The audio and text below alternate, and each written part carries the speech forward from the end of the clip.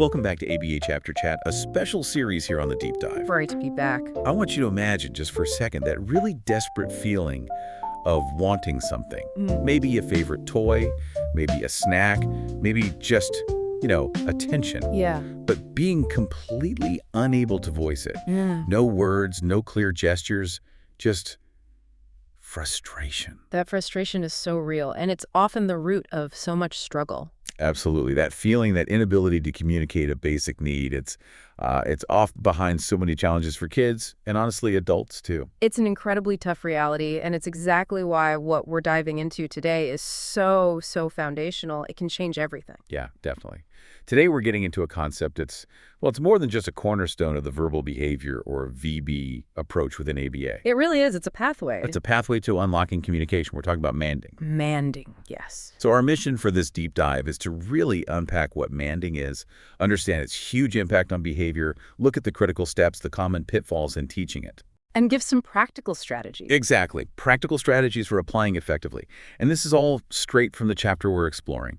Clear definitions, real examples, actionable stuff, without getting bogged down in jargon. The goal here really is to give you tools that make a tangible difference. Whether you're a parent, a professional, or just someone trying to get a better handle on communication. Okay, so let's unpack this. Yeah. When we talk about manding in ABA, Yeah. what exactly are we referring to? It sounds a bit technical, maybe? It can sound that way, but the core idea is remarkably simple, actually. Yeah. At its simplest, a mand is basically a demand or a request. Okay. Like asking. Exactly. It's fundamentally about getting your needs met, using words, maybe gestures, maybe even actions to ask for something you want or need. The key things are, it's driven by motivation. You have to want it. Right. And it immediately produces a desired outcome, that immediate positive benefit. That makes perfect sense. And the source actually kicks off with a really good story about a child, Lucas, that kind of brings this home. Yes, Lucas. Great example. How did his story show the power of manding, even like before they fully understood the whole VB framework? So Lucas was 2, diagnosed with a language delay. His parents started speech therapy. And his therapist, maybe intuitively, was doing the right thing. Okay. She'd get him really engaged in something he loved, like blowing bubbles. Super motivating for him. Right. Bubbles are usually a winner. Totally. Then, once he was totally captivated, she'd pause, stop the bubbles, and wait for him to somehow indicate he wanted more bubbles. Creating that need, that motivation gap. Exactly. And the second he communicated that want, boom, immediate bubbles. That was her teaching him to mand, essentially. And it worked really well for him. So that highlights these key principles you mentioned. It's part of the verbal behavior approach. It's always based on motivation. Always. And it has that immediate positive benefit, that instant payoff. Really sounds critical. That immediate reinforcement is everything. You ask for juice, you get juice right then. Not later, not maybe, right away. This direct, consistent link between asking and getting is what really locks in the mand as functional communication. Not just practicing words. Exactly. Otherwise, it's just practice, not real communication. And what's really fascinating here is, well, just how profoundly manding affects overall behavior. How so? Experts like Dr. Mark Sundberg, they point out that problem behaviors are almost always caused by what they term a mand defect. A mand defect. Okay, what does that mean in practice? It's not just jargon, it's a fundamental insight. Yeah. It means that what often looks like defiance or a meltdown or a tantrum is usually at its core an inability to effectively communicate a need, whether that's for an item, an action, maybe even just information. Wow. So it totally reframes things. We shift from managing behavior to teaching communication. Exactly. You're not just trying to stop a behavior, you're trying to give them a voice. That must be incredibly empowering for everyone involved. It really is. If you look closely at a child or, hey, even an adult who's struggling with behavior, you'll often see a direct link to their trouble clearly expressing what they want or need. Think about a newborn crying. Right. That's their first man, isn't it? It's raw, but it's communication. It's essential for survival. It really is, and it puts everyday frustrations into perspective. Typical kids learn to point or gesture pretty early on, pointing by 18 months, is that right? Yeah, that's a typical milestone. And that's often a key difference for children with autism or other developmental delays. A failure to point by 18 months is actually a classic sign looked for in autism diagnoses. Okay. So, without those typical developing communication skills, what happens? crying, screaming, tantrums often become the main way they try to communicate. So teaching a child to mand isn't just a skill. It's essential. It's foundational. And you often see a huge improvement in overall behavior because suddenly they have a functional, effective way to get their needs met. Less frustration, less need for problem behaviors. Okay, so if manding is this powerful, it's tempting to just jump right in, start teaching right away. But I'm guessing there are some crucial steps first, maybe common mistakes. You've absolutely hit on one of the biggest, most common mistakes, especially for people new to VB programs, parents, sometimes even professionals. Which is? Rushing into demands, trying to teach mands before the environment is properly paired with reinforcement. Okay, pairing. Let's unpack that. It sounds simple, maybe just give them toys, but I suspect there's more to it. There is definitely more nuance. Pairing means making sure the work area, and crucially, the person teaching you, the therapist, the parent, become associated with overwhelmingly positive, reinforcing experiences. So they actually like being there and being with you. Exactly. You need an environment where the child is happy, eager to interact, reaching for stuff they like before you place any demands. If the child is resisting the table or seems wary of you intervening in their play, You're not ready. You are not ready to teach mands. And for experienced folks, a key thing often missed is the quality of pairing. It's not just about handing out goodies. It's about becoming the source of all good things, the giver of all reinforcers, as the source puts it. The source uses that case study of Timmy, the 4-year-old with autism. His parents were keen, but they missed this step initially. They did. Timmy could say a few words, label things, but he didn't man for anything. His parents got the little table, hired a therapist, ready to go. Right. But Timmy pushed back against the table. He didn't want adults messing with his playtime. Even though he had words and they had potential reinforcers, the environment wasn't paired. Rushing demands then. Huge mistake. The child has to choose to engage with you first. Yes, they have to actually want to be near you, want the things you have, before you even think about asking them to use words to get them. That might seem counterintuitive to some, maybe. Yeah. Like you need to start teaching immediately. It can feel that way, but it's absolutely foundational. You literally cannot have too much reinforcement in the environment at this stage. Before a single demand, the child should be running to you, happy near you, reaching for things, taking reinforcers freely. Right. That is your green light. That's when you know you're ready to start man training. It sets the whole thing up for success. Okay, so pairing is solid. The child wants to be there. What does that mean for actually getting started? How do you pick the first mands to teach? Seems like there's a bit of an art to it. There is, yeah. Once pairing is strong, you select an initial set. The advice is to start with 3 to 5 mands, not just one. Why not just one? Focus, right? Good question.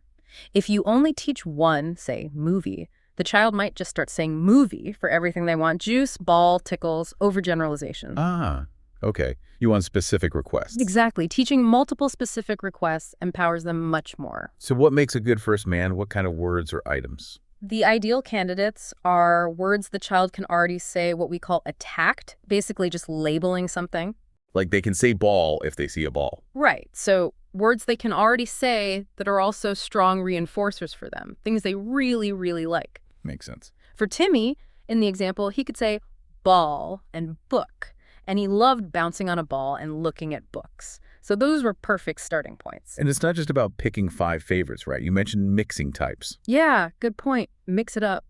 A couple of food items, a couple of activities, if all your first mands are food. You can only really practice at snack time. Exactly. And choose edibles that are easy to deliver frequently throughout the day. Small bits of chips, candy, juice things you can give out quickly and often. Not stuff like French fries or bacon that needs prep. Practicality matters. Big time. I like the analogy in the source learning words when you travel. You need bathroom, water, food, taxi, essentials. It's the perfect parallel. You start with the most functional, immediately useful words. And speaking of words, some common mistakes to avoid.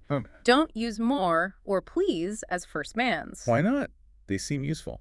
They're too abstract. They don't teach the name of the actual thing. The child learns more, gets something, but they don't learn to ask for the specific something. Okay, I see. Focus on nouns or specific actions first. Exactly. And no full sentences right away either. I can see parents wanting to push for, I want juice, please. Totally understandable instinct. But nope. Focus on single words first. The goal initially is how many different things they can ask for, the variety of needs they can communicate, not sentence length. Function over form. You got it. Length comes later, once they're fluently asking for lots of different things. Okay, so we know what to aim for, what to avoid. Let's get practical. How do you actually run a man session? Sounds like it needs focus, but also flexibility. It does. And the first thing is, you need to aim for hundreds of opportunities a day. Hundreds? Wow. Yeah, it sounds like a lot, but it's about the sheer volume of successful reinforced trials. That's what builds that strong connection in the brain. Think high-intensity training for communication. How do you get hundreds of trials without just feeding them constantly? Good question. You break down the reinforcers, one chip, break it into 4 tiny pieces, 1 cookie, 10 small bits, 1 sip of juice instead of the whole cup. That maximizes your chances for discrete manding opportunities. Okay, lots of small wins. So the session itself doesn't need to be marathon length. Not at all. It can be short, 2 minutes even. Or longer, maybe half an hour. The key is being totally focused on eliciting mands during that time. You gather your 3 to 5 target reinforcers, put edibles in clear baggies so the child sees them, and set up where the child prefers floor, table, wherever that pairing is strong. And you can't make them talk. Yeah. So how do you prompt it? The source mentioned a backdoor method. Yeah, this goes back to the pairing. If it's done right and the reinforcers are strong, the child should approach you voluntarily. They see their goodies. Okay. They might start interacting with one, like bouncing on that ball. You join in. Make it super fun. Then, after they're really into it, you subtly stop the fun. Slow the bouncing. Create that motivation again. Exactly. Then, you clearly say the target word, maybe 3 times, with pauses. Ball, ball, ball. It's a gentle prompt, not a harsh demand. And if the child echoes you. Or says it on their own. Bingo! Immediately, you give the reinforcer back vigorously. Bounce them higher. Give the chip. And lots of praise. Good saying ball. Or ball. Timmy said ball. Enthusiasm counts. Big time. That immediate enthusiastic reinforcement is crucial. You're shouting, yes, that's how you get what you want. So the key is keeping demands light. Don't say things like, if you want the ball, say ball. Please don't. Yeah, that feels like work to the child. Like the fun just stopped and now there's a test. Right. Man sessions should still feel like fun, like advanced pairing. You're just adding the word as you give the item. What if the child doesn't say anything after the prompt? That's okay. Don't push it. Just continue pairing. Give the reinforcer anyway. After a short pause, maybe say the word again yourself as you give it. Keep it positive. And if one item is just way more popular than the others? Yeah, that happens. Sometimes you might need to temporarily remove the super favorite to give the others a chance. But always remember, motivation first. If they aren't motivated for the other items, you can't really work on them effectively. Maybe try edible mands when they're a bit hungry. Makes sense. So how do you progress from these first single words? Once a child starts spontaneously manding for one target, you can add a new one to the mix. Keep that 3D5 active targets going. Eventually, you move to simple 2-word phrases, pivotal ones like bounce ball or Barney book, but build slowly. Keep reinforcement high. And if vocal manding just isn't happening after lots of tries? Yeah, the source briefly mentions that if, after hundreds of trials, vocal mands aren't emerging for a child who can speak, pairing the word with sign language is an option. That's covered more in the next chapter, apparently. But for many kids with some vocal ability, careful pairing and frequent sessions do lead to vocal mands. Which brings up a really important point. How do you actually know if all this hard work is paying off? The data question. Data collection, it's absolutely essential. I can see how that might feel like an extra burden, especially for parents. Yeah. But you're saying it's critical. It truly is. Data lets you track progress objectively, for the child, obviously, but also for you, the practitioner or parent. How so? It provides real evidence of learning. That can be incredibly motivating, especially on days when it feels like nothing's changing. You look at the graph, see the trend. And realize how far you've come. Exactly. And for professionals, it's about accountability, making informed decisions about the program based on what the data shows, not just gut feelings. Okay, so how can you collect this data efficiently during sessions without making it too complicated? The source suggests a couple good ways. Clicker counters are great. Like tally counters. Yeah, you'd use maybe 2. 1 clicker for prompted mands, that's when you say the word first and they echo you. Okay. And a separate clicker for independent mands when they say it all on their own without you prompting verbally. And you'd expect more prompted ones at first. Oh yeah, definitely. That's totally normal. The goal is to see those independent mands gradually increase over time. What about something even simpler, like just tally marks on paper? Absolutely. That works great too, especially early on. Make a simple sheet, like the table 5.1 example in the source. List your 3 to 5 target mands. Then just make a tally mark each time they mand for it. Maybe note if it was prompted or independent. And that helps you see patterns. For sure. You might see they're manding tons for chips, but hardly ever for the ball. That tells you something. Maybe you need to make the ball more motivating or practice that man more intentionally. Helps you balance things out. So clickers or tallies, the data gives you that objective feedback loop. Precisely. It tells you if the program's working and, if you have a competitive streak at all. It gives you that little push to try and increase the number of mands each day or week. But seriously, while those higher-level mands asking for attention, asking questions, might be way down the road, seeing your child start to communicate their basic needs with single words, that is a huge, huge victory. It's music to your ears, honestly. That's a really powerful way to think about it. Yeah. Your child is talking to you. Exactly. So speaking of those more advanced mands, let's just briefly look ahead. Once that solid foundation of manding for things they can see is built, what's next? Okay, so once they're fluently manding for lots of items and activities that are right there in front of them. Yeah. You start working on manding for things that are out of sight. How do you even start that? A good way in is with actions that are kind of inherently out of sight, like asking for a push on the swing or tickle or open a box or move something. Oh, okay. Actions first. Yeah. Then when you fade actual items out of sight, you do it super gradually. Maybe put the chip bag under the table, then flash it quickly, prompt if needed. Until eventually they ask for it even when they can't see it at all. And then even more complex stuff like manding for attention. That feels like a big jump. It is a big jump. Manding for attention is things like, hey, watch this, or look what I did. Okay. It's complex because just like with chips or bubbles, there has to be motivation first. The child has to actually want your attention. Then they have to learn the words to ask for it. Like when a kid builds a tower and says, look, Mom. Exactly. Yeah. That's a man for attention. And it's harder because, well, it's fairly easy to make a chip motivating. Right. It's harder to contrive the motivation for wanting you to look at their drawing right now. Makes sense. And manding for information. Asking questions. That seems like peak communication curiosity. It really is. That's asking things like, where are my shoes? What's in the bag? How does this work? Yeah. Teaching these is also tricky, but definitely possible. Again, you have to create the motivation to make them want the information. Like the example in the source. Put some favorite things in a bag they can't see into, shake it, they get curious, try to peek. Showing motivation. Right. Then you prompt, what or what's in the bag. Yeah. Then you give the info by letting them see or have the item. It really is a slow, step-by-step process, but sounds incredibly rewarding.